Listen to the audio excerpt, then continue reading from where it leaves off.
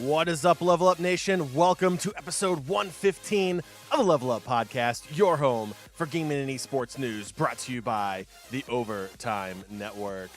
My name is Jon, and I am joined by the king of the courtside, Joey. Happy New Year, buddy. Happy New Year, Jon. It is going to be a wonderful 2019, I have a feeling.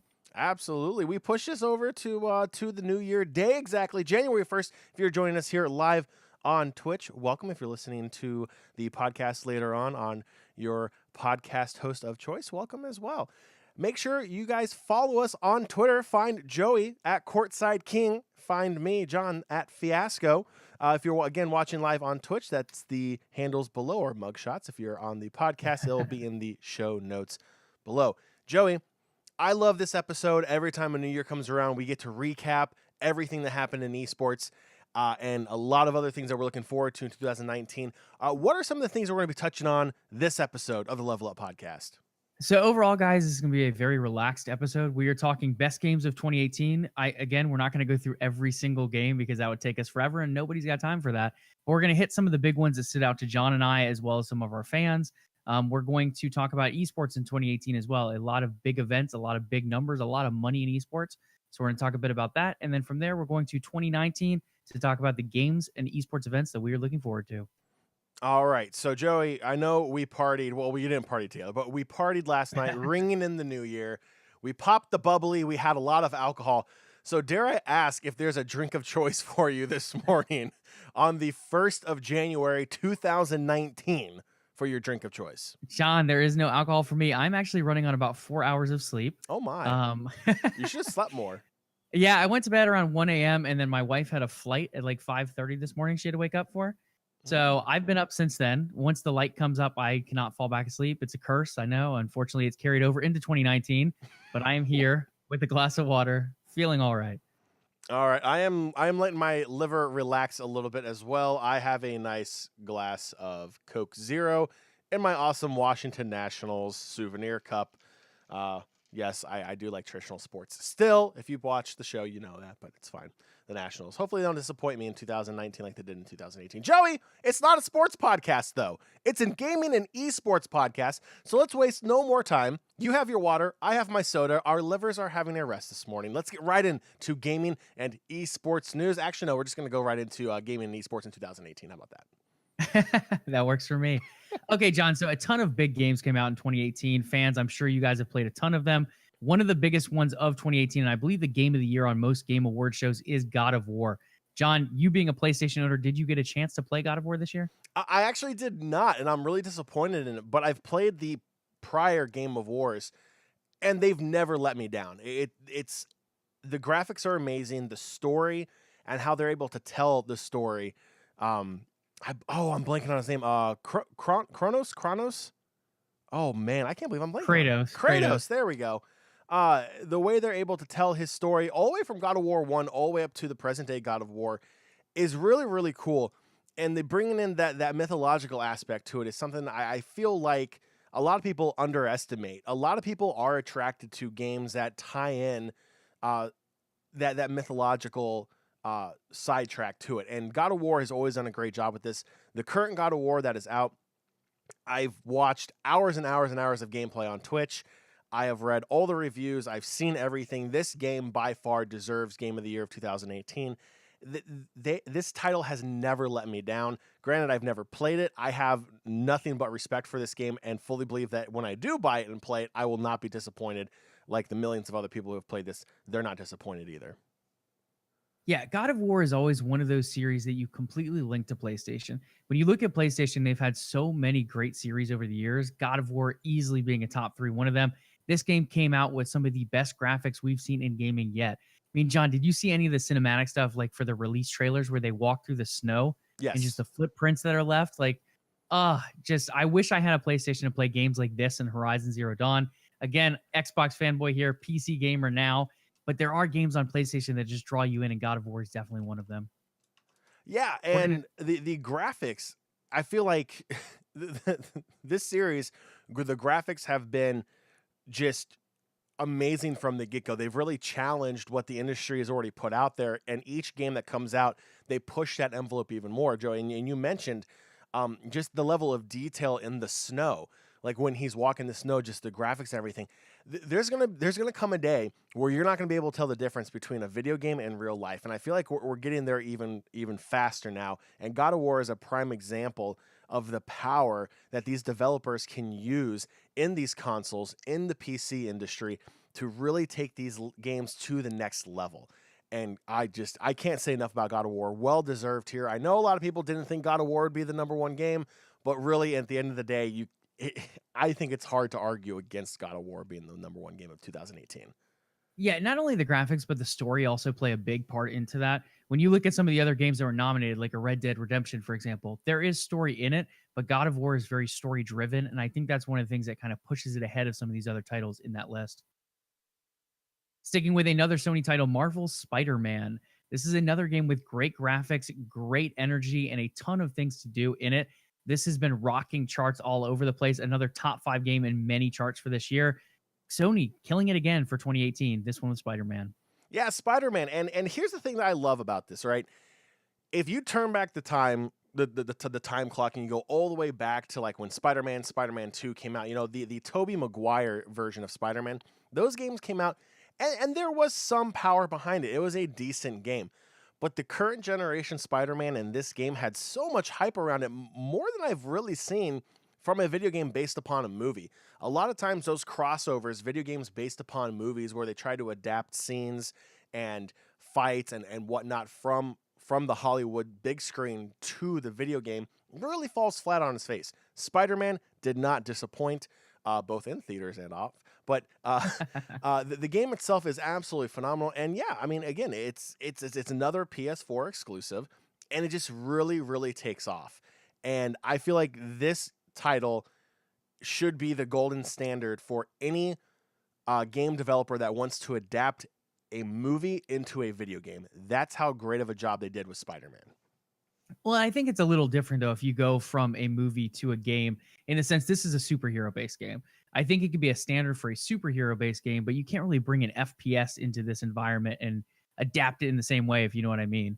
I did not play Spider-Man, again, not a PlayStation owner, but from what I've seen, John, it seems like it's a very open world. It seems like you can do things that are quest-based, but there's also plenty of things you can just do on your own and choose when you do things because of the open world aspects. Okay, let's go to another open world game, Monster Hunter World. This one came out on Xbox and PlayStation. I think it was just Xbox and PlayStation in January, and then it came out on PC in September or August, if I remember correctly, of 2018. This is another huge game, John. You and I both playing Atlas now. We have friends who play Arc. It kind of has certain aspects of that to it, but it also has that traditional Japanese style where you continue to build your character up based on the characters you take down. The biggest thing that stood out to me in Monster World, not only the huge map that it comes with and the different zones and the numbers of creatures and the constant DLC they keep adding in, but I love the fact that you can change the environment by taking down creatures. So if you kill something that's a lower level or lower, what's it, ecosystem type of thing. So big predator feeds on this little predator. If you take out those little predators, who's the big predator going to feast on? It changes the whole ecosystem of different zones, which is incredible to me. Yeah, and really, this is Monster Hunter's real push into the North American market. Monster Hunter, a title that's been around in Japan and a lot of the Asian markets for years. A lot of North American fans who heard of this title would have to buy the Japanese version of this game to play it here in North America. It just really wasn't marketed in the North American market for some reason. And now Monster Hunter World comes out in North America and really takes off. A lot of hype around it. You see a lot of gamers that low-key liked Monster Hunter, and they were just kind of playing it low-key just because it wasn't that popular. No one was really talking about it. You didn't hear podcasts talk about Monster Hunter. You didn't hear a lot of the big streamers talk about Monster Hunter. Then Monster Hunter World came out and really built upon that survival aspect of video games like Ark and now Atlas from the creators of Ark. Now, building on Monster Hunter World, bringing that open world idea to Monster Hunter. It's really taken off.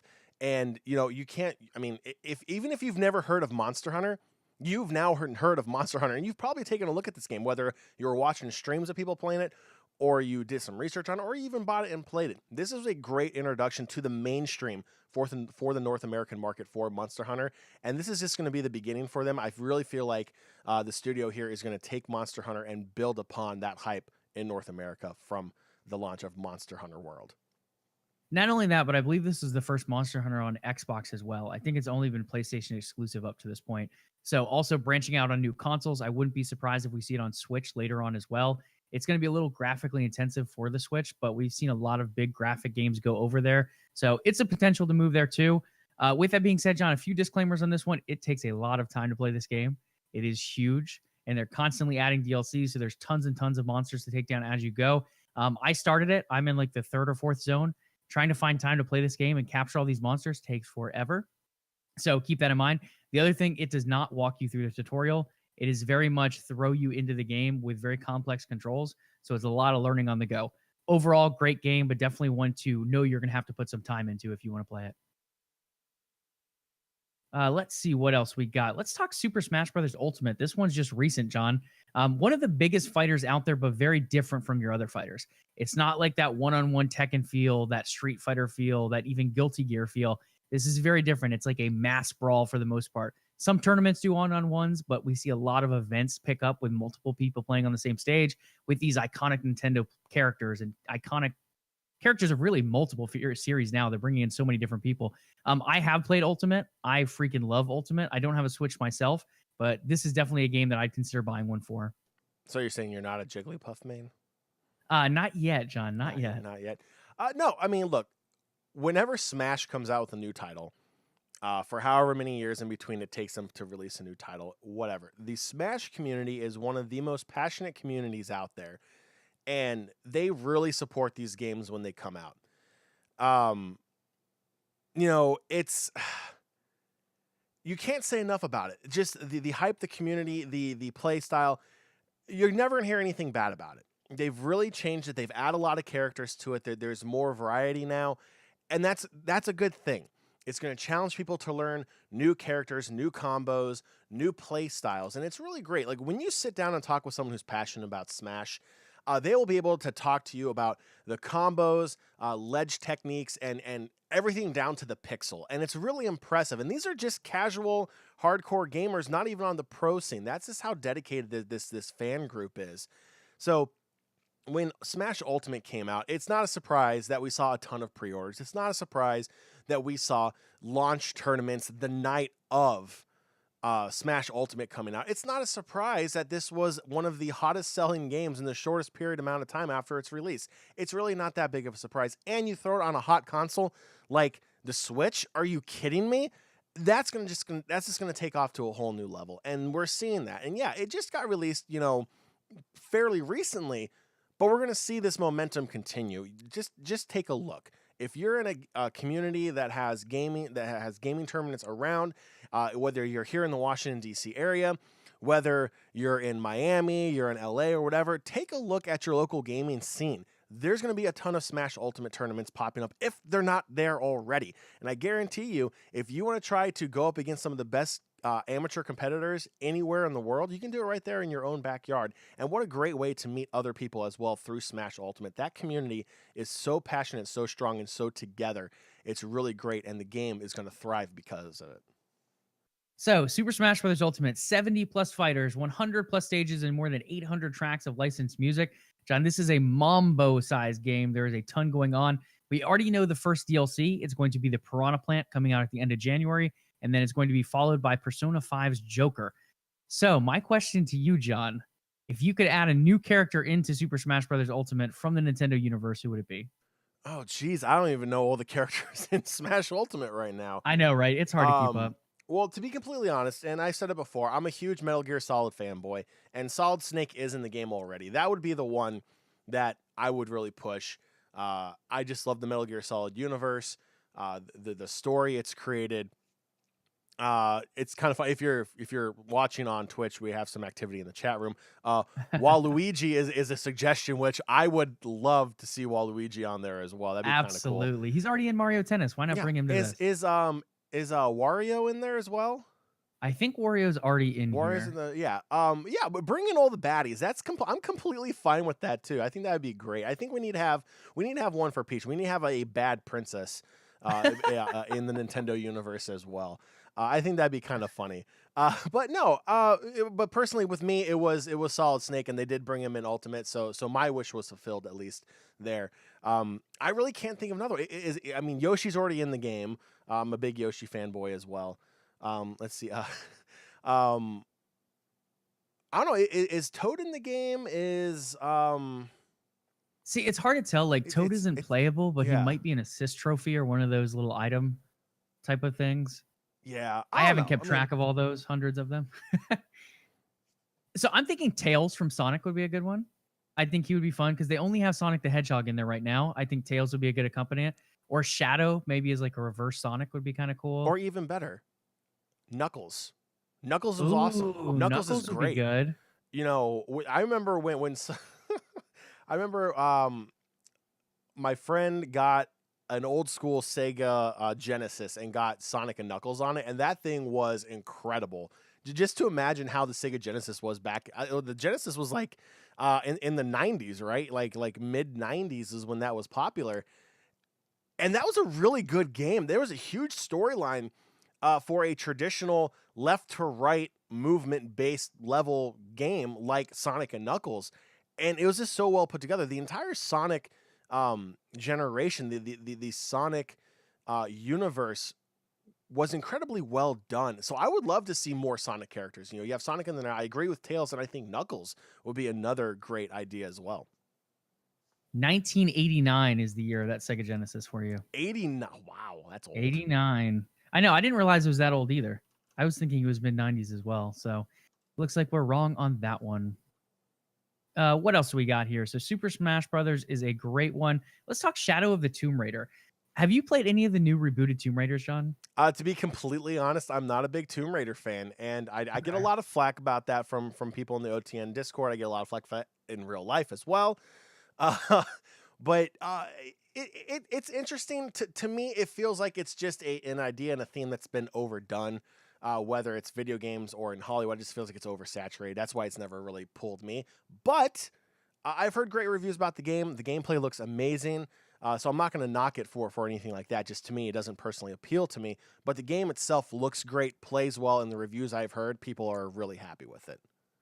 Yeah, so I love the new Tomb Raider. I hated all the old Tomb Raiders. I have not played Shadow yet, but I have played the original two, Rise of the Tomb Raider and Tomb Raider Definitive. It might just be named Tomb Raider. So I played the first two of the series. They were really good. I love the collection aspect that adds lore to the game, John. So when you're exploring these different areas that you get stranded on originally at the beginning of each of these games, you're going to these different areas and you're discovering things like maybe an ancient coin. And then it goes back to like history and builds upon the lore that way. So you get it by the game itself, but you also get it by finding these collectibles. And I think that's a really unique part to the game. It looks gorgeous. When I was playing the first one, I think it was like 10 years ago or so it was made. I recently played it like a couple months ago. It looks so good for the time. Like the graphics are just so up there. The water graphics are incredible. The grass graphics, incredible. So if you're looking for something very graphically well done, Tomb Raider is excellent. If you really want to scratch that adventure edge, that exploratory edge, but also get a little bit of a thriller as you're running away or trying to sneak up on someone, Tomb Raider scratches those itches. Shadow of the Tomb Raider, incredible reviews so far. Okay, so Super Smash Brothers characters, we have Goku being mentioned in the chat over here on Twitch. So let's talk Dragon Ball Z Fighter as well as the other one. What's the name of the other big one coming out? The Show and Jump one. Jump Force, I believe.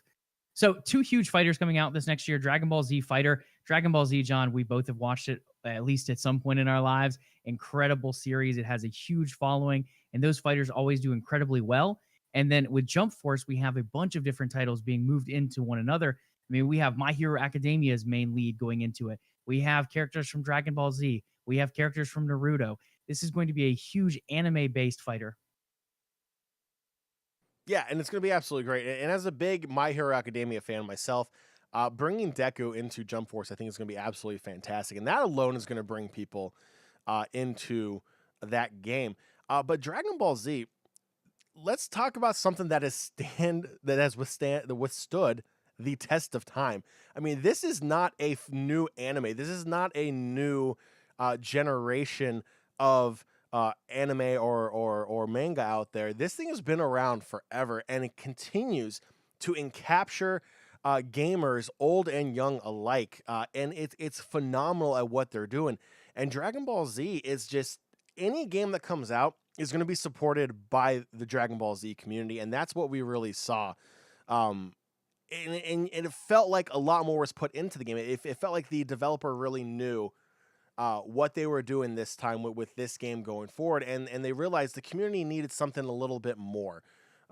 So they really took their time with this game, and just the community loved it. And it's great because the fighting scene can feel stale from time to time. Not a lot of new games will come out as frequent as some of the others. Even when you take a look at sport titles, that comes out every year.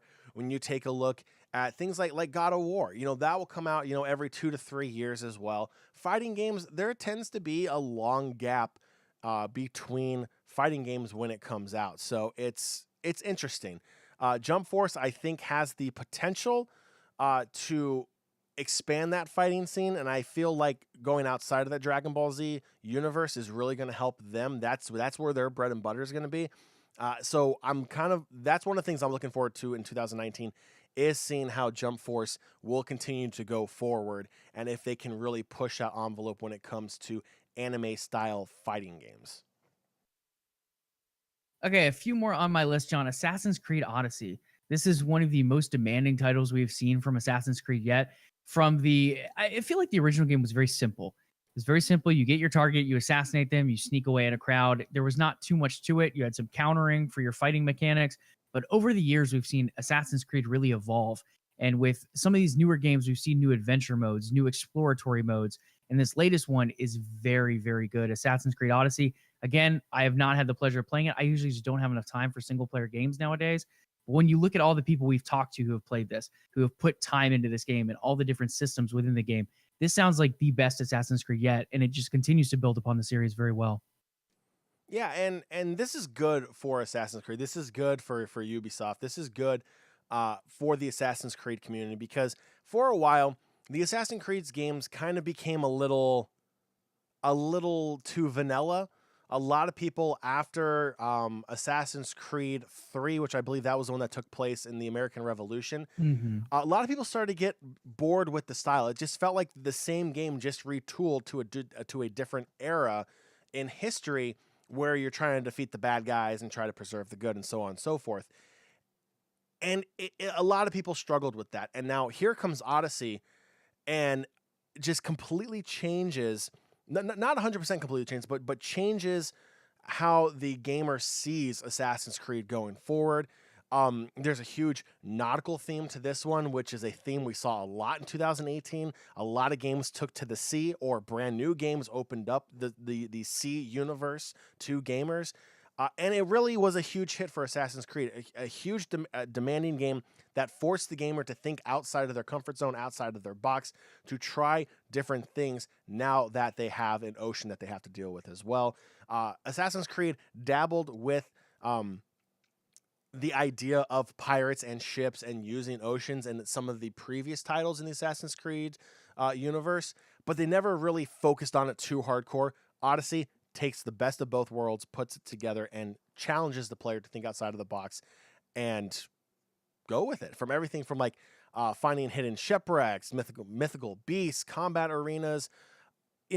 They've done such a great job with Assassin's Creed, and this has really rejuvenated a lot of the energy in the Assassin's Creed community that love this game and that are passionate about this game. And you can see it online. Just the conversation around this game really sparked up once the game came out, and a lot of players had a chance to play this game. There's a lot of positivity and hype around this game, and the community is now fired up with Assassin's Creed again.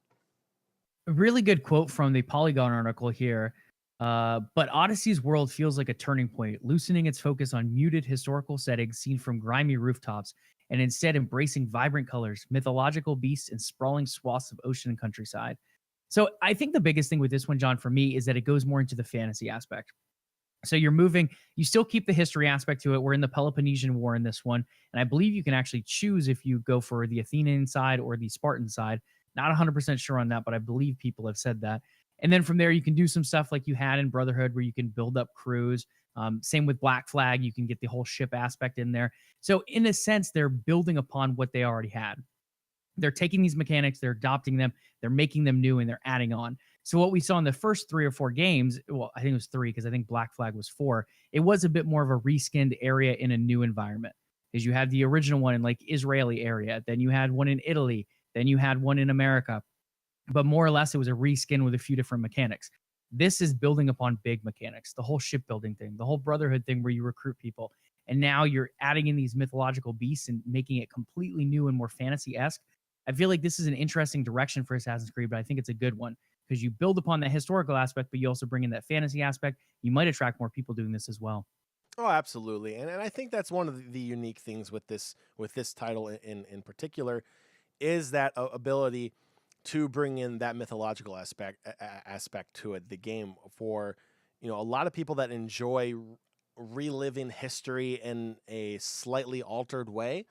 Assassin's Creed is going to be great for those people, but now they're going to bring in a whole new kind of gamer to the Assassin's Creed universe here with that mythological aspect to it. And I feel like you're not going to alienate the people that like the history part of Assassin's Creed, that want to, see an alternative way of viewing history with this more mythological fantasy-esque part of Assassin's Creed. I think that's really going to enrich the storyline and really open a lot of doors to see how long this title can continue to create newer games. So I'm kind of interested to see what this is going to do for future titles with this fantasy-esque aspect being brought in to Assassin's Creed. Yeah, I don't know the number, but I feel like they're on like number 10 or something at this point, because you have the base games, but then you have like 3 or 4 that are mobile based. So with those and like the arcade editions, I feel like they're right around 10 games now. So they are pushing this IP to the limit. And I think taking this new turn is something, like you said, John, it has a new, fresh look to it. You might be able to reinvigorate it and bring in some new people as well. Sticking with the Sea of Thieves came out in March. This is a big title for Xbox. It hit the market. It hit records all around the world. One of the big complaints about it, though, it did not feel like a complete game to many people when it came out, you and I, myself included. I did buy it at the start, and since then they've added a ton of DLC. I think there's still a lot that needs to be added. They're looking at redoing the quest system to make it more interesting and add more lore in. I think that's going to be a huge change for both of us as lore junkies. On top of that, they're adding an arena mode, which hopefully will break away some people from the Fortnite PUBG realm and kind of give a new spin on Battle Royale with a little bit more sea creature fun and seafaring.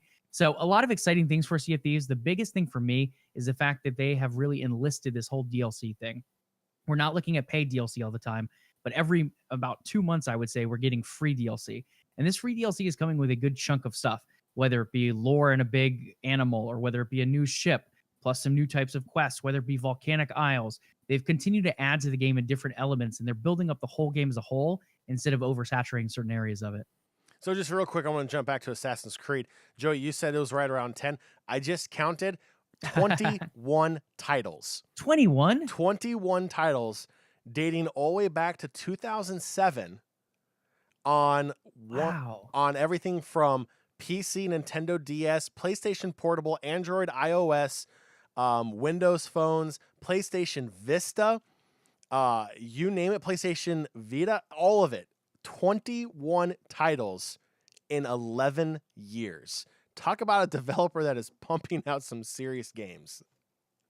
21. I can't even believe that. Wow. 21. Let's see here. We have Assassin's Creed Altair's Chronicles, Assassin's Creed Bloodline, Assassin's Creed 2, Assassin's Creed 2 Discovery, Assassin's Creed Brotherhood, Revelations, 3, Liberation, Black Flag, Pirates, Freedom's Cry, Rogue, Identity, Unity, Chronicles China, Syndicate, Chronicles India, Chronicles Russia, Origins, and Odyssey. That is a lot of games for one IP. I mean, I'm not going to lie. I've not even heard of half of the games.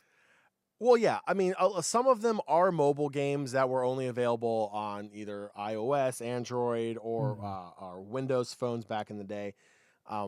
There's a lot of mobile games here. So that is that. If we're talking like console and PC exclusive, that's Creed 2, Brotherhood, Revelations, Creed 3, Black Flag, Rogue, Unity, Syndicate, Origins, and Odyssey. That would be 11 main IP titles, or pardon me, titles from this IP on console or PC. Okay, so we'll say I was close. I was one off. We'll say you're close, but still, 21 including mobile is pretty significant. Let's get back to Sea of Thieves though, because I was a doubter. I did not want to buy Sea of Thieves back when it was announced. I waited the longest amount of time to buy Sea of Thieves, Joey, and you were right there trying to convince me to go headfirst into this $60 game to sail around on a boat with you, doing my amazing pirate accents and everything, and I didn't want to do it. I was not a believer in this game. I thought there wasn't enough content. The open world aspect to it, I just thought it was just kind of meh. I was not a huge fan of the graphics. It really reminded me of Nintendo 64 back in the day. It just really didn't do it for me. And then some of the DLC came out. And you were telling me, John, the DLC is great. It's great. It's amazing. It's so much fun. You have to try it out. I'm like, Joey, I want to, but I'm not going to spend $60 on a game that I am 80% sure I'm not going to like. And then one day, Microsoft decided to say, hey, we're going to put this on sale for like $47.89. It was some odd price. I said, you know what? $60 is too much, but $47.89, that's the price point I'm looking for. So I decided to pull the trigger, Joey, and I was wrong. Sea of Thieves proved me wrong. The game is absolutely fun to play. The aspect of questing and just doing everything on your own, because again, it's an open world concept that doesn't really give you direction on what to do. You have to figure it out for yourself. You have to find the treasure maps. You have to find the treasure. You have to find the quests. You have to discover the quest lines. You need to find the islands. And every island is going to present a different challenge based upon the time of day you get there. And oh yeah, by the way, while you're sailing there, the Kraken, the ghost ships, everything else that are there. Look, chat's giving me a hard time about that price point. That's great. It's absolutely outstanding how this game has evolved in the short amount of time it has been out. And I love the free DLC concept. Yes, if they wanted to charge for DLC, I think they could, and I think people would be fine with it.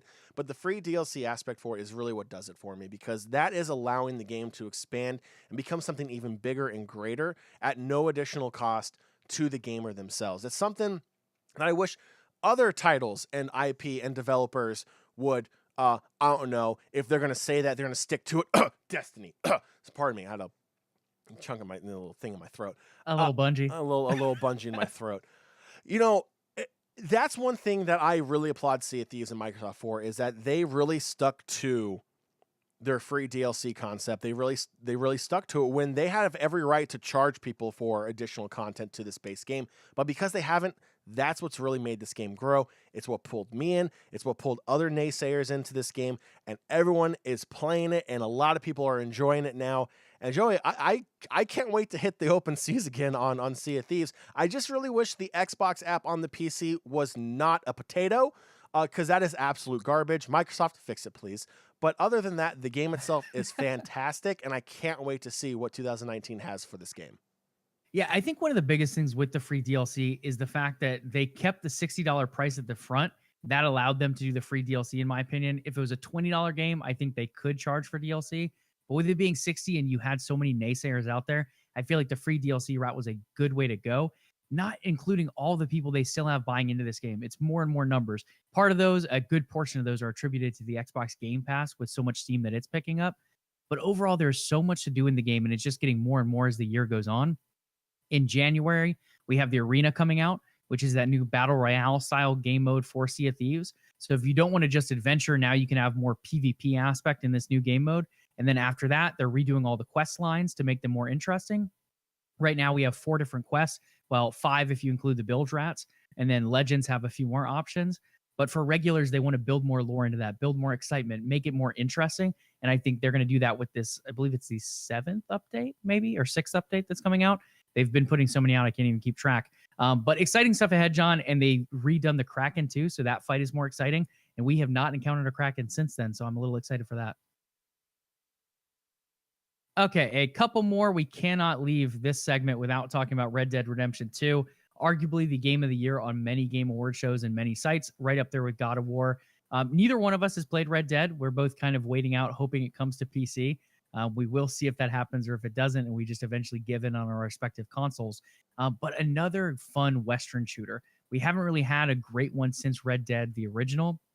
Now it's back with 2, with great graphics, excellent storylines, and tons of open world play. Heck, we have one friend who even bought it, and he likes the cowboy stuff, but he plays it for the poker aspect. So Red Dead Redemption 2 killing it in all different areas. You know, and while we are waiting for it to come to PC, holding out hope that 2019 is going to be the year that Red Dead comes to PC. The fact that people are buying this game for the poker aspect is driving me up a wall. You are paying a full price for this title, and you're only playing literally 1% of the game. That's fine. You know what? You do you. That's completely fine. If that's what you want to do, awesome. Go for it. But this game itself, the story mode, the hours I've watched of it on Twitch, the graphics, the way it's played, it's incredible. And I feel like, yes, it deserves every opportunity to be discussed as the game of the year for 2018. It just sucks it had to go up against God of War in a lot of cases. And that's going to be a hard title to beat. That is a strong title that has proven time and time again that it's not going to be defeated. And Red Dead, while yes, it's a great title, Red Dead Redemption 2, and it's a strong game, and there's a lot of hype around it, it just couldn't overthrow God of War in a lot of cases. But it's a very strong second, and I would argue a very close second to God of War. I can't wait to play it on PC, Joey. If we get to next summer, the summer of 2019, and it's still not out, I may pull the trigger and buy it for my PlayStation 4 and play it there, and we can report back then. But from everything I've seen, everything I've read, and all of these streams I've watched, this game deserves the hype that it's getting, and a lot of the fans that are being brought to this gaming title, whether they played Red Dead Redemption originally or not, absolutely great title. They did a fantastic job with this game, and the hype is real for it. And it's even more impressive thinking the fact that God of War was PlayStation exclusive, and this title being PlayStation and Xbox still ended in second on a lot of different voting polls. That just shows how good God of War was.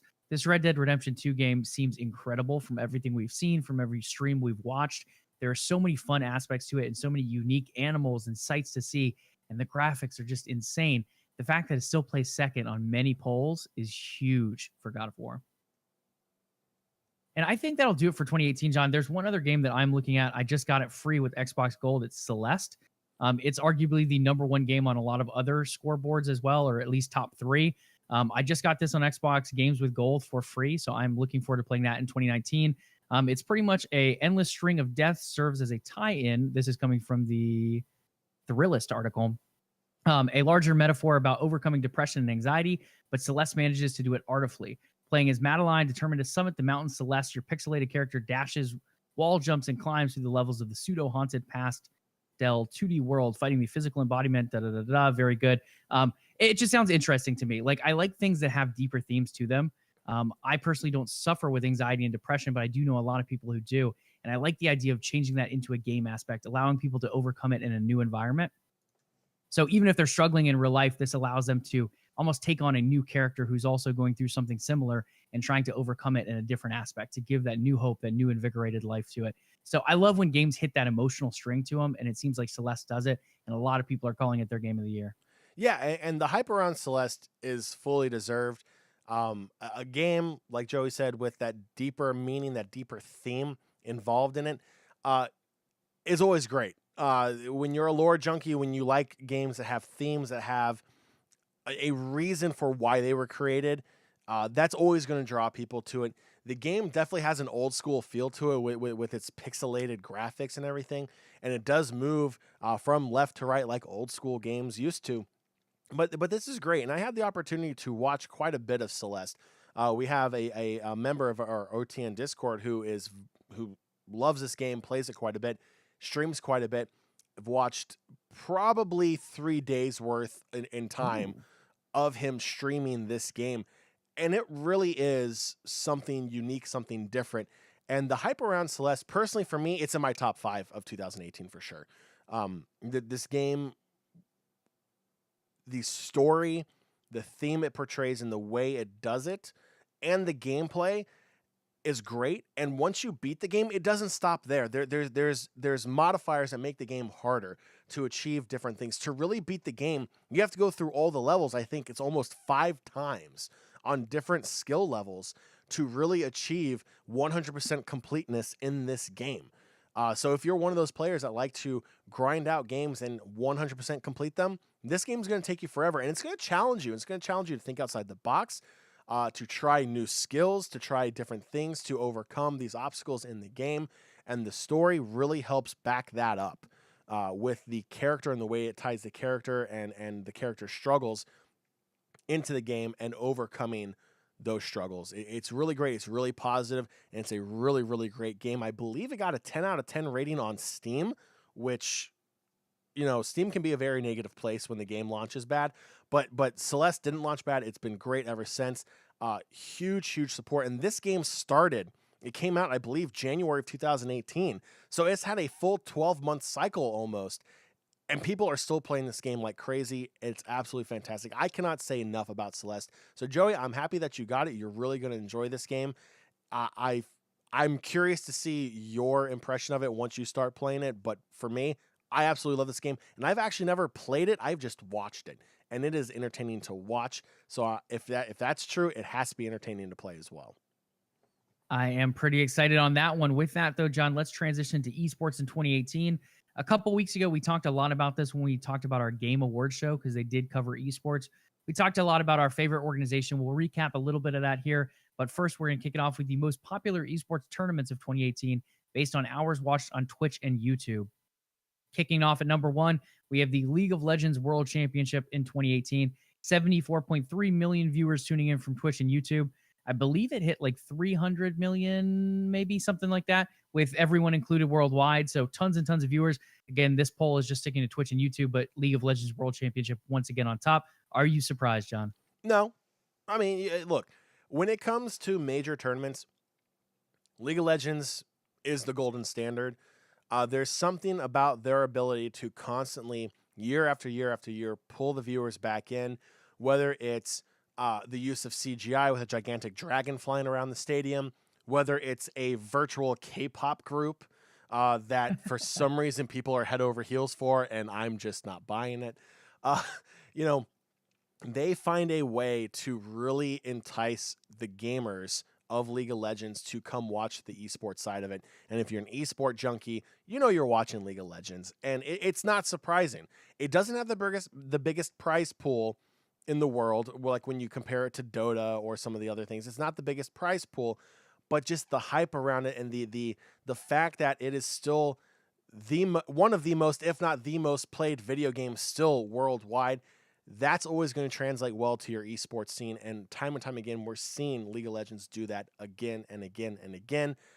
And it really doesn't surprise me. And now if you were to include those other stream sites that had League of Legends World, yeah, we're going to see this up around 300 million easily. That's how big this was. Yes, that will include all the viewers from China. That's going to include a lot of the Asian viewers as well outside of China that aren't represented in Twitch and YouTube. So we're only getting a sample size of it, but 74.3 million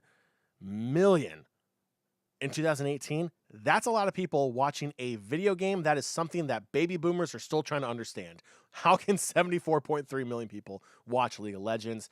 Joey, you and I were one of them. We even went to a watch party for League of Legends Worlds. That's how big this is getting, that we're starting to see watch parties thrown by these organizations in local cities. That's taking esports to a whole nother level. It's just going to keep getting bigger and bigger. And John, with NA and EU now being franchised, on top of the fact that they started revenue sharing this past year for NA, this next year for EU, and we're also seeing different things like the prize pool and the crowdfunding being put into play in League of Legends. I expect this prize pool money to continue to go up and up. I hope we see more and more crowdfunding because people are willing to pay. We see League of Legends making over $1 billion each year in skins sold. You throw a little price tag on that, give a little bit back to the organizations and the players. I really think that prize pool could skyrocket. Speaking of the biggest prize pool, though, we have Dota's The International second in line. 52.8 million people viewing on that one. John, this was actually the first year I spent my most time watching The International as well. Just growing more and more into esports, I wanted to give more attention to Dota, knowing that huge prize pool that's there. So I actually watched a few more matches this year. Unfortunately, my team Fnatic got knocked out pretty early, as did some of the NA teams I follow. But overall, it was an exciting tournament. Dota does a good job with that. I do not think the production value is on line with what we see with Riot Games and League of Legends, but the prize pool is definitely there, and the passion of the fans is definitely there as well. Yeah, that's something that Dota 2 fans can really hang their hat on, is the fact that that community is incredibly passionate when it comes to esports. They will support their esports scene with that crowdfunding to help increase that prize pool. And we track it every year right here on the LvLUp Podcast, Joey. We talk about it week after week after week, seeing how freaking high this prize pool can go. It was over $25 million this year, with all of the community supporting it and buying those bundles, those skins, and everything else that you can buy in game. That a portion goes to that prize pool. Dota 2, while its numbers are not on par with League of Legends and Riot and their esports scene, that is still incredibly impressive for the second best esport and biggest tournament in the world, being Dota 2, the international. So that's really cool, and I would love to see that crowdsource funding come to League of Legends too. I think the players deserve it. I think Riot would embrace the community better if they did that, but that would mean that they would have to be willing to give up some of their profits, which I think would be best in their interest if they did, to help grow the community even more. Yeah, and I think Riot has enough money that they should be willing to give some back. You never have enough money. When we look at esports, though, Riot Games is doing it very well, and I think increasing these player salaries, increasing the prize pools at the events is just the order of events that should come next. We're seeing it with the franchising that's allowing organizations to feel more stability and to put more money into their players and organizations. And we're going to see more and more people crowdfund if Riot Games gives us the option to do that, because I think we can get this prize pool. Honestly, I think it can overpass Dota, but Dota does hold strong onto it, as it is their big claim to fame as of now. Number 3, we have the E-League Major. That's the Boston Major that Cloud9 won in North America. 49.5 million viewers on that one, and arguably the match of the tournament was Cloud9 versus FaZe Clan. Yeah, and I feel like all 49.5 million people tuned in for that finals match once they realized, oh my God, Cloud9 made it to a finals, and they're actually taking on FaZe Clan, and they're doing it. They're not only are they doing it, they did it. It's just one of those things where it's like, Joey, I believe we were on Discord. We were doing something, and we were just monitoring. We weren't like watching it, but all of a sudden we were just like, holy crap, Cloud9 made it to the finals. They're going up against FaZe Clan. Yeah, there's some controversy around the scheduling and everything else involved there, but at the end of the day, Cloud9 still made their way to the finals, going up against FaZe Clan, and they won. And I don't know, like, I'm a huge Cloud9 fan, and like, I didn't know what to do. Cloud9's never been in that position before, and it was like, you've seen Cloud9. If you're a Cloud9 fan, you've seen reverse sweeps for their League of Legends team when it comes to the gauntlet. You've seen them make their runs in Worlds, this year alone, making it all the way to the semifinals, the Final Four of Worlds, after they were the 10th place team in the NALCS. Cloud9 has done a lot this year, including winning the Rocket League Championship Series. They've done a ton. The Boston Major, though, really shook up the CSGO scene. Like, people were tuning in. Didn't matter what organization you were from. We were all NA for that moment in time. NA came together and said, oh, Cloud9 has a chance to win the first major in CSGO for any NA team. It was phenomenal. It was amazing. I was on the edge of my seat. I was screaming at my computer. I'm sorry, computer, but yes, I was screaming at it. And it was so weird. And to go up against a team like a legendary team like FaZe, like, you've got to be kidding me. And Cloud9 did it. The hype around the Boston Major was completely legit. 52 million people. That's the reason why you see such a big jump there between 43.8 and 52.8, is because of the fact Cloud9 did as well as they did. Personally, in my opinion, that's why I'm going to hang my hat on there. A lot of people tuned in for that final match, and I'm talking millions of people around the world tuned in for that match, and it did not disappoint. Yeah, so 49.5 million there in the E-League Boston Major, and it was followed by another CSGO event, John, the Face It Major London, with 47.2. So just about 2 million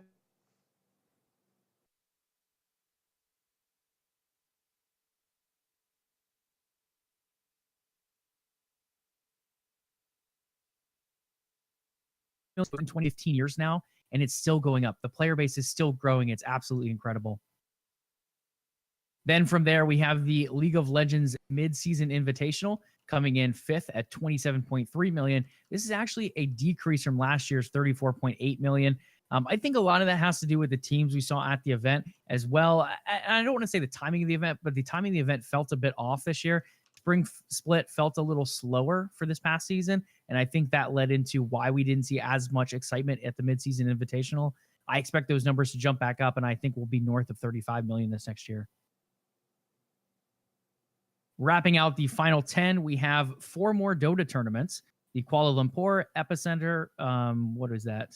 The China Dota 2 Super Major, the Dota 2 Asian Championships. And in that 9th spot, it is held by a Counter-Strike tournament, the Star Series Season 4. So a lot of exciting stuff, a lot of CSGO and Dota all over the board, with League of Legends and CSGO and Dota holding major spots as well. Again, your top 5: League of Legends World Championship, Dota 2 the International, followed by 2 CSGO events, the E-League Major and Face It Major London, wrapping it up with a mid-season invitational for League of Legends. Yeah, I'm kind of curious. Where's Fortnite? They don't do esports very well, John. I would argue they don't do esports in general. You know, I love watching that debate on Twitter and on Reddit and everything when it comes to Fortnite and its competitive scene. But yeah, Fortnite is still struggling. While it's a massively popular game, when it comes to their esports scene, it's completely mismanaged. It's completely mishandled. It's a nightmare when you watch it. Yeah, I would love to watch pro players turtle for 3 hours on Twitch. Said no one ever. So yeah, it just Fortnite has the potential. We've talked about it before. It's not surprising to see them nowhere close to 10th place. I would argue they're not even in the top 50 when it comes to esport tournaments. It's so bad how Fortnite is doing when it comes to esports. Yes, it technically is an esport. It has a competitive scene, but it's not a very good one. And that's the issue. So in 2019, who knows? Maybe they'll try to figure it out. PUBG is starting to do it. They've put down a league. They put down rules. They put down what seems to be a winning formula for a battle royale esport mode. But Fortnite's still struggling. And because of that, again, nowhere close to the top 10 when it comes to esport tournaments in 2018. Yeah, there's a few exciting things to look, or well, exciting, but also disappointing and interesting things to look at here. Fortnite in general, I don't feel like has captured the Asian audience, and I think that's hurting them a lot. Not only is Epic a little bit unorganized, well, really unorganized when it comes to the competitive scene, they're throwing money at it, but it's not quite coming together the way they want it to. But you also look at Overwatch League. This is a hugely popular league in the NA. It's extremely well throughout the regular season, but it's not capturing that Asian audience, and that's why we don't see it in the top 10 here. So if I'm Overwatch, if I'm Blizzard, if I'm Epic Games as well, I think you have to look to Korea, you have to look to Asia, you have to look at Taiwan, and you have to try to bring in those audiences.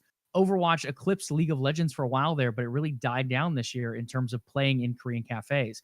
They need to find a way to bring people back to Overwatch. Hopefully these new teams in China, Seoul continues to build itself up in Korea. If we can see a lot of these teams continue to build fan bases and bring themselves more viewers, then I think we could see Overwatch League up here next year, and potentially Fortnite as well if they get their stuff together. But they did it once again, John. They released a huge update right before a major esport tournament. And once again, the players are pissed. Management's pissed. Orgs are pissed.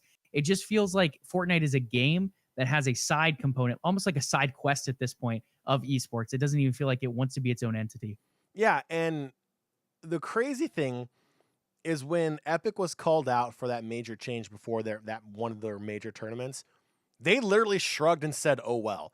They literally said, hey, look, this isn't a change because of the pro scene. This is a change because a majority of our players are casual gamers. So that's why we're going to make the change. Really? Like, do you remember the outrage that we saw in 2018 around the NBA 2K League when they made the stiff arm motion that was already pre-built into the game illegal? Like, it was already in the game, but if you used it, like, that was going to cost you the game. They didn't go in and hot fix it because you really can't. They didn't go in and hot fix it. They didn't say, hey, wait, let's make this change for 2019 when NBA 2K19 comes out. They did it like on a Tuesday, days prior to the start of their next week in their league. And there's a lot of outreach from all the organizations. I think it was before their midseason tournament even. Yeah. Like, I think it was before cash was on the line. Exactly. So it's like, you can't make a major change like that in a structured league. What gives Epic the right to do that to Fortnite before a multi-million-dollar tournament that they're trying to put on, that they're trying to promote as a legitimate esport, as an esport that is going to try to stand the test of time, that is going to try to get viewers and become this behemoth game, kind of like what League of Legends is and what Overwatch is trying to do, what NBA 2K League and everyone else is trying to do. And they're just shooting themselves in their foot. And it makes absolutely no sense.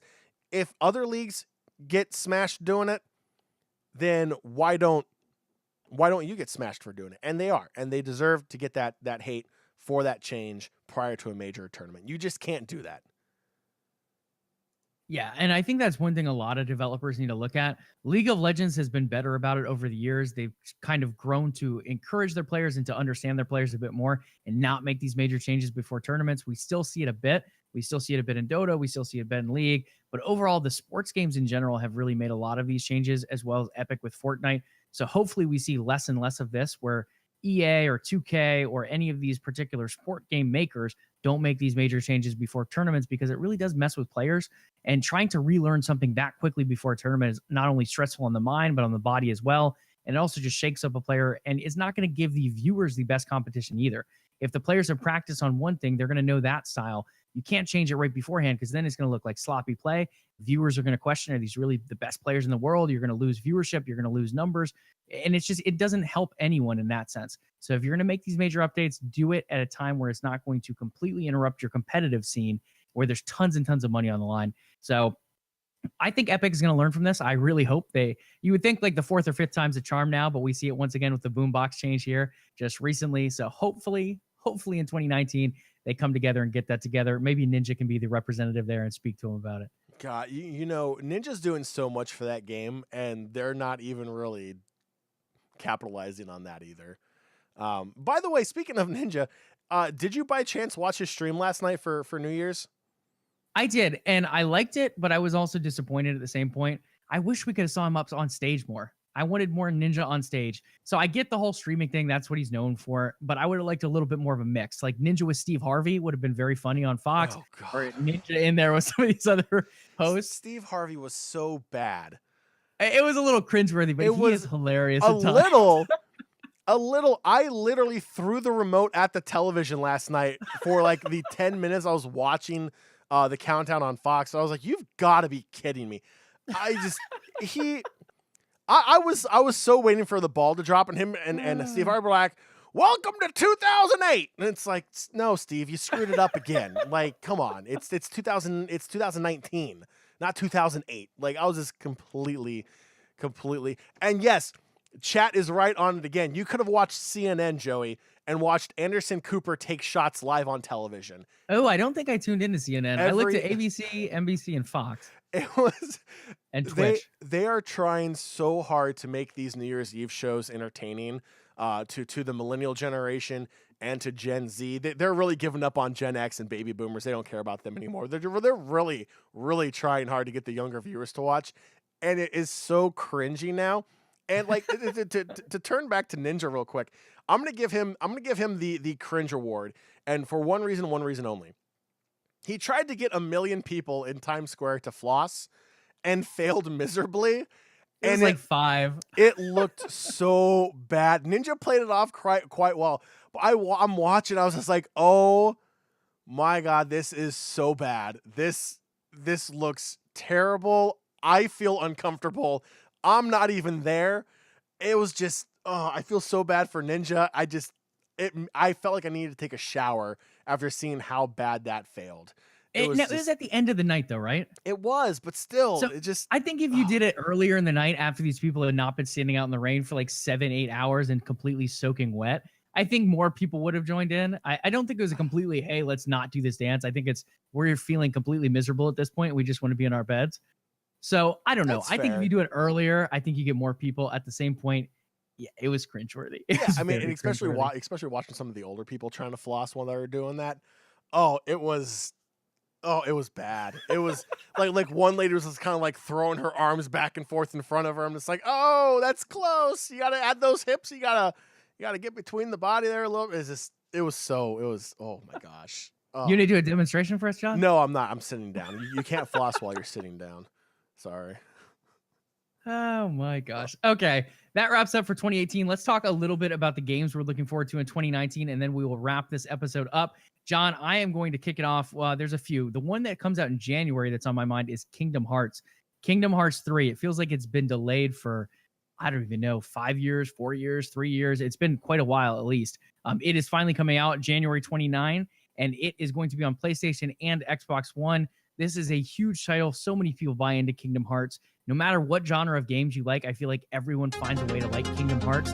It's finally coming, Jon. I believe it's going to be released this time. I don't think they're going to cancel again. January 29th is the date. Yeah, and there's a ton of hype around Kingdom Hearts, and rightfully so. It's a Disney Universe video game, and look, it's great. I've played the old Kingdom Hearts games. It's fine. I'm excited for it as well. Yeah, I mean, you just have to hope it doesn't get delayed again. That's really what you have to do right now, is sit on your hands and wait to see if it actually gets released. Anthem, February 22nd, PlayStation 4, Xbox One, and PC. I am so wanting Anthem to be amazing. I think Anthem has the potential to be that Mass Effect meshes into Destiny 1, let's say Destiny 1 type of title. I think it has a ton of potential if they build upon it. You have BioWare with their excellent storytelling. We've seen it over and over again. Mass Effect, that trilogy was excellent. And then you bring in all these Destiny elements with the open world aspect to it. Can Anthem deliver, Jon? Will this be the game we want it to be, or will it flop like Destiny 2 did at its launch? Look, I'm right there with you. I have a lot of hope for Anthem. I'm really hyped about it. I can't wait to play it. But the problem is, in the back of my mind, is that tumor called Destiny, and it's just festering on everything that is like Destiny or gives me that Destiny vibe. And I'm terrified. I am terrified that it's going to be a flop. It's going to be an absolute joke. It's going to be like another No Man's Sky. It's going to be an absolute disaster. That's my fear. I'm positive that it won't be. I'm positive that the hype is real for this game.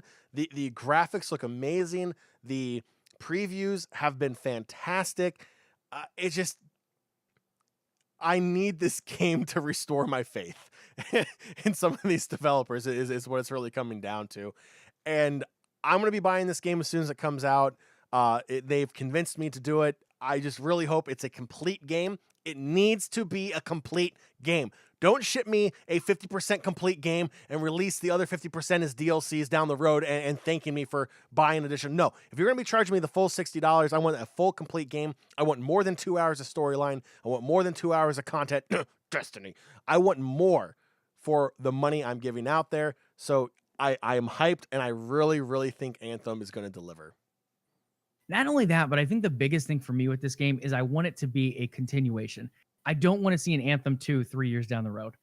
I want it just to be Anthem. I want to see this game continue to be built upon, like we see with like a League of Legends, like a Dota 2. Obviously, very, very different games, but how they continue to build upon one base game. Destiny, I think, should have done the same thing with Destiny. I thought that was going to be a game that was forever Destiny. Maybe 10 years down the road, you release something new for new graphic updates. But I feel like what we're seeing now, we want people to buy into games that last. If Anthem is going to do this right, I think they need to build it to last and have a very good end game to it. If they have a bad end game like Destiny 2, I think people are going to die off very quickly, and we will see the audience almost halved by May. And if I may jump in with one of the games I'm psyched for 2019. Please. Coming out on January 18th, I teased it a little bit before we started the show here, Joey. Ace Combat. As someone who's a big aviation nerd also, I love the Ace Combat series. Ace Combat 7 Skies Unknown is coming out January 18th for the PS4 and Xbox One. PC players, we have to wait till February 1st. I will be buying this game. I love aerial combat. I love aerial dogfights. I love the fact that I can fly some of these fighter jets from around the world, from different countries, from different militaries, and just the storyline that they've developed in a lot of the other Ace Combats. Personally, to me, as someone who likes flying, who likes aviation, this game I've been hyped for, and really has been one of the most successful aviation fighter games anywhere. We've seen other developers attempt to make an aerial fighting, dogfighting style kind of game and failed miserably. Ace Combat has been a title that has, from time and time again, proven it can jump from console to console, from generation to generation, and still deliver and still provide amazing content, amazing graphics, amazing gameplay. I'm pumped for Ace Combat 7. Joey, I know you love dogfights also. Do you have an opinion on Ace Combat 7 by chance? That sounds so bad out of context. No, I think Ace is great. One of the things that always got me in playing games, and it might just be me, is the whole inverted control thing. That takes me forever to get used to on any flying game. I don't know why, but like changing the whole aligning of the analog stick to go up and down instead of down and up and all that different thing, it always throws me off. I love the idea of the game. I don't know if this is one I will be getting though, John. Unless you tempt me, then it's possible. Look, the reason it's inverted is because in real life, if you push up on the joystick, your nose of the plane goes down. If you pull back, the nose of the plane goes up. That's real life, Joey. That's not just a video game thing. That's how planes fly. And I'm going to need you to accept that. If I ever hop in a plane, we can talk about that. Let's talk Xbox. Crackdown 3. I am not this hyped for Crackdown 3. I think it's awesome that Terry Crews is going to be the main actor of the game. The thing that excites me most about this game is the cloud-based environmental stuff they're doing. So everything in the environment is going to be breakable. It's all cloud-based and it's all real time. So the ability to take things down the way they did in some of the demos that I've seen, it's instantaneous and it is so quick and so clean. So the thing that sticks out to me for Crackdown 3 is not the game itself, but the engine it's built upon. I think it's really unique, and we're going to see more and more of Microsoft developing upon this with the new game studios they acquired. Sticking with Xbox, we have Gears of War 5. This is Xbox and PlayStation, or not PlayStation, excuse me, PC. Xbox One and PC, Gears 5, the next big installment in the Gears of War series. A huge IP for Xbox, has always done well. Gears of War and Halo are two of your big staple ones over there. I am stoked for Gears 5. Gears 4 was great. They redid the trilogy. This is the new trilogy in a sense. They brought the old characters in as older figures, and now we have these new characters arising, new storylines, new enemies. I really liked it. I love the horde mode aspect in Gears games as well. And this will probably be my first Gears game that I get on PC as opposed to Xbox. All right, I'm going to be that guy. I've never been a big Gears fan. I can't really tell you why. It has everything in a game that I would want. It has a storyline. It has lore. It has great graphics. It never did it for me. During the PlayStation Network outage, when I had an Xbox for a period of time, I bought Gears of War for it. I played Gears of War. Was not a fan. I can see why a lot of people are. Just for me, it never really did it for me. So I can't say I'm excited for this. I'm gonna sit back, Joey. I'm gonna let you buy it. I'm gonna watch you play it, and I will form an opinion from that. But no, I'm not wasting my time or money on it. See, if anything buys you into it, I don't think it'll be the story as much as horde mode. If they do horde mode right in Gears 5, I think that's going to be what brings more casual players in. People who haven't invested their time into the previous 4 games of Gears story, but people who want that fun aspect. It's almost like Battle Royale, for example. Oh, no one gets Fortnite for Save the World. Did anyone buy Fortnite for Save the World? I'm sure there's people out there, but no one plays it anymore. They all go for the Battle Royale aspect. Same with a lot of these other games. You have Call of Duty. Some people bought it for the multiplayer. A lot of people are buying it for Battle Royale now. I think Gears of War 5 has the potential to do the same thing with horde mode. It's new, it's fresh, it's not a battle royale mode. It's something different, but it's a good supplement that a lot of people could buy into. Again, the big thing here is that you're hit with a $60 price tag for it, unless they do something fancy where they release it for free or they release a discounted mode for horde mode. But I think if you see casual players buy into the Gears of War franchise, it's going to be the horde mode more than the story. With that being said, I love the story, but I am probably in the minority of people who do not play Xbox in that sense. What else we got, John? We're coming to the end of the show here. Is there anything else jumping out to you? Code Vein is one that interests me. It's kind of like a JRPG version of Dark Souls is what it's being marketed as. It has some cool co-op elements. Hey, John. So it could be interesting. It's almost like anime meets Dark Souls, so it's going to be very complex, a lot of systems to jump into, a lot of hard boss fights, but it brings that JRPG, which is a bit lighter aspect in the sense that it's got a almost cartoonier aspect to it. It's not all that complete gore and blood and real life looking aspect that we saw in Dark Souls. It's going to have more of a toonish look to it. So I'm excited for Code Vein. I don't know if I'll get this one straight up. It doesn't have a release date yet, But I am intrigued by the co-op aspects of it and the difficulty of the game as well. Okay, just to rattle a couple off real quick, I believe there is a new Wolfenstein coming out in 2019. Wolfenstein was one of the games that really jump-started me and my passion for gaming. It was a game that my dad introduced to me back in the 90s when I was a kid, and it was great. It was fantastic. And while the series has taken more of a sci-fi futuristic twist on it, who doesn't like killing zombie Nazis, really, is what it comes down to. So that's the title I'm looking forward to as well. Another one that I'm looking forward to, The Division 2, Tom Clancy, March 15th, coming out on PS4, Xbox One, and PC. That had huge reviews from their E3 2018 trailer that they put out there. That's one that takes place right here in Washington, D.C. Joey, I remember we were watching the trailer together and we're like, oh, we know exactly where they're at. I know where that plane crashed. I know where they're shooting. That's the National Botanical Garden. That's over by Nats Park. That's by the White House. We're sitting here going like, oh, this is kind of cool. So that's a game that I'm probably going to be buying on March 15th when it comes out. Again, PS4, Xbox, and PlayStation 4. Joey, I'm curious on your... No, wait, I got to hop in on the Division quick. Yeah, so exactly. The Division 2, Division 1 had huge acclaim. Mm-hmm. In fact, if I had a new gen console, I would have got it. Division 2 is getting less acclaim than Division 1 did, and Division 1 fell flat. Yeah. So I am really worried for this series. I think this could be Destiny 2 all over again. I'm hoping they've learned from their mistakes in Division 1 and from Destiny 2's terrible launch. At the same point, John, the fact that it's in DC, I think, is one reason you and I are a little bit more turned on to the game in general. Yeah. So I want it to be good. I really do. But this is one that I'm probably going to watch or try before I buy. Let's see. Another one that's coming up that hit my radar, Resident Evil 2, coming out later this month in January. Again, PlayStation 4, Xbox One, and PC. Resident Evil, a horror game that has really also stood the test of time. I'm pretty pumped about it. Everything looks great. A lot of people thought it was going to be a remake, but really it's starting to sound like it's a completely different game. With a whole new story and everything else out to add more content into it. Joey, I remember playing Resident Evil as a kid. That thing terrified me, and I cannot wait to be spooked again by Resident Evil 2 when it comes out later in January. Resident Evil is a great one, John. Another one, Skull and Bones. It seems like Sea Games are the next battle royale of 2019 almost. We had Sea of Thieves in 2018. They're continuing to add more content. We just had Atlas come out as well. The Ark Secondary, or the I don't know what I'm looking for. The sequel to Ark, I guess, kind of. It's almost like an Ark reskin that's been completely changed over and added more ocean elements to it. Now we have Skull and Bones, which is going to be Ubisoft's answer to that. They're coming out, adapting what we saw in Assassin's Creed, particularly Black Flag, as well as a bit of Odyssey. They're going to change that whole naval aspect, and turn it into a completely whole new game with Skull and Bones. So another pirate game. I don't know if I'm super hyped for it, but it is getting a lot of hype overall. I just feel like it's starting to get a little too saturated in this category.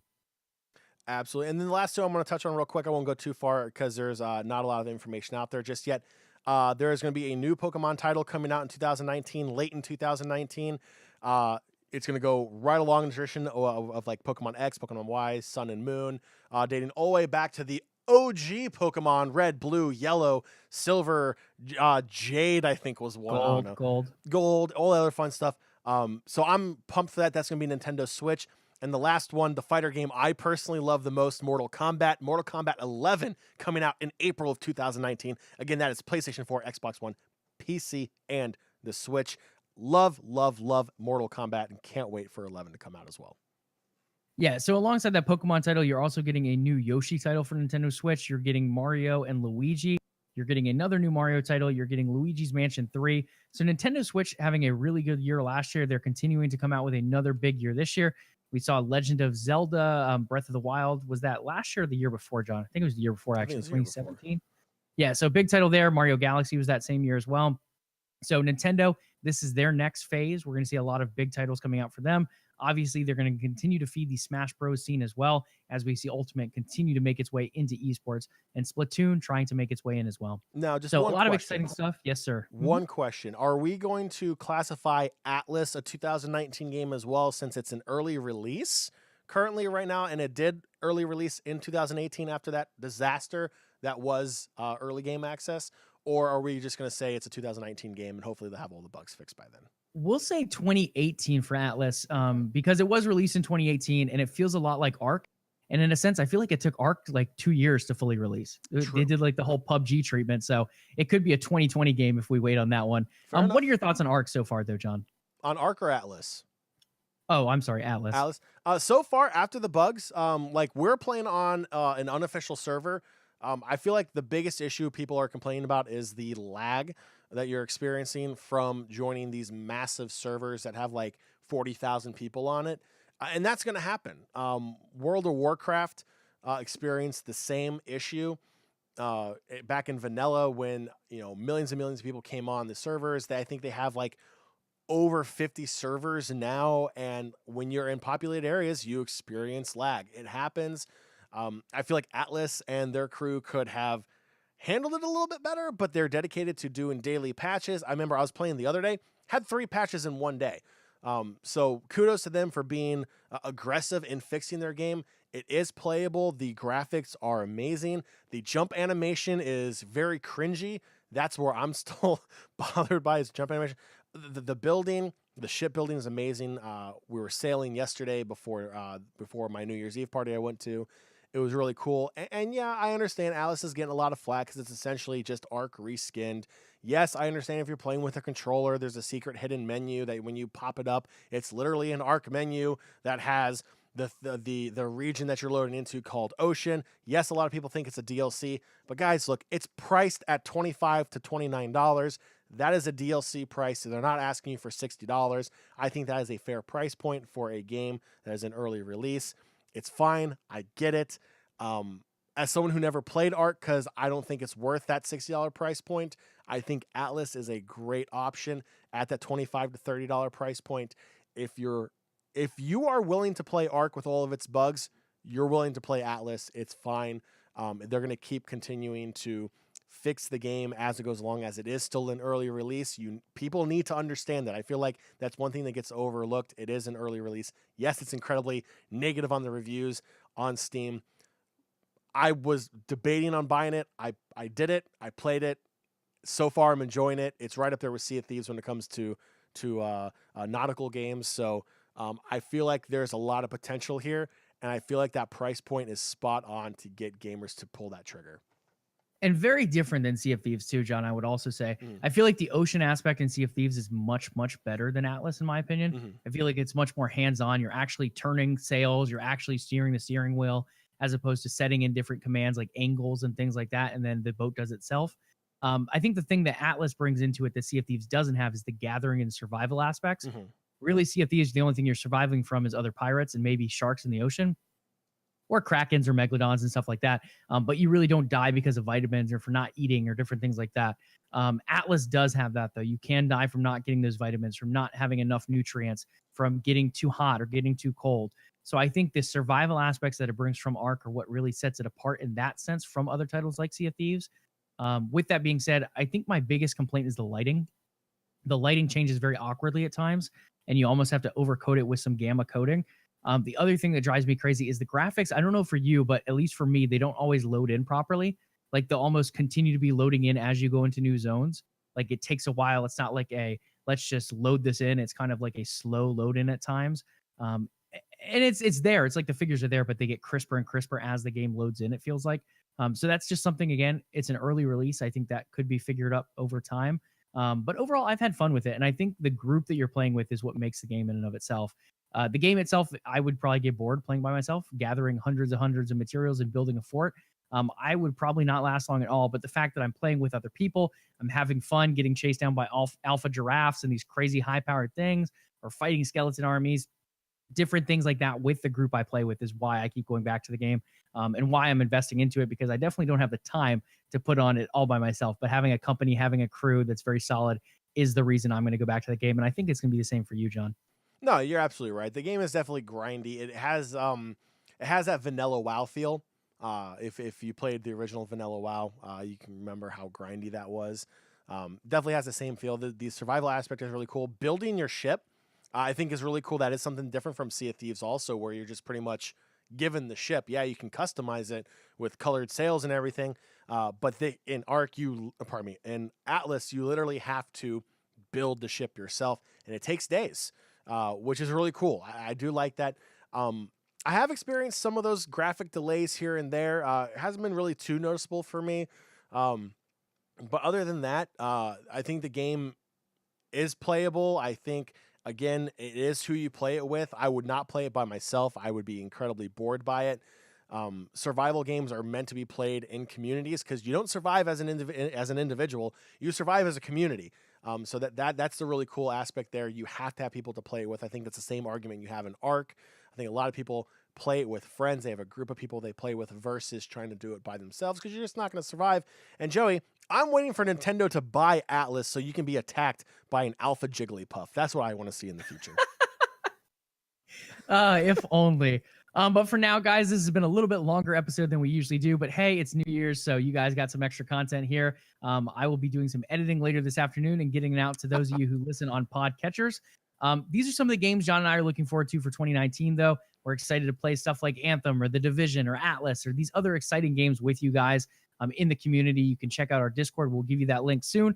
Jon, we're also excited for a ton of esports events in 2019, and we're just going to have to wait for them to come because there is a lot of excitement down the road for us. Washington Justice and Overwatch League. Let's go. We have a hometown team, Joey. Woohoo! Well, Nation, that does it for another episode of the LvLUp Podcast. But before you go, head on over to patreon.com/OTN and consider becoming a part of the Overtime Network. In return, you will get exclusive access to content that nobody else in the world can get, unless they are a part of the Overtime Network. If you enjoy listening to LvLUp Podcast, let us know. Leave us a review on iTunes and Google Play, or even shoot us a comment on SoundCloud. We would love to hear from you. In fact, we love to hear from all of our listeners so much we have other ways for you to interact with us. Joey, where else can the LvLUp Nation go to interact with us and this show? LvLUp Nation, Twitch listeners, go ahead and head on over to the LvLUp Podcast. That is at the LvLUp Podcast on Instagram, Twitter, and Facebook. You can also find us streaming on the regular at twitch.tv/OTN_live. All right, make sure you tune in next week as we cover the latest and greatest in gaming and esports news. Do your ears a favor. Hit that subscribe button to know when the next episode of the LvLUp Podcast is ready for your listening pleasures.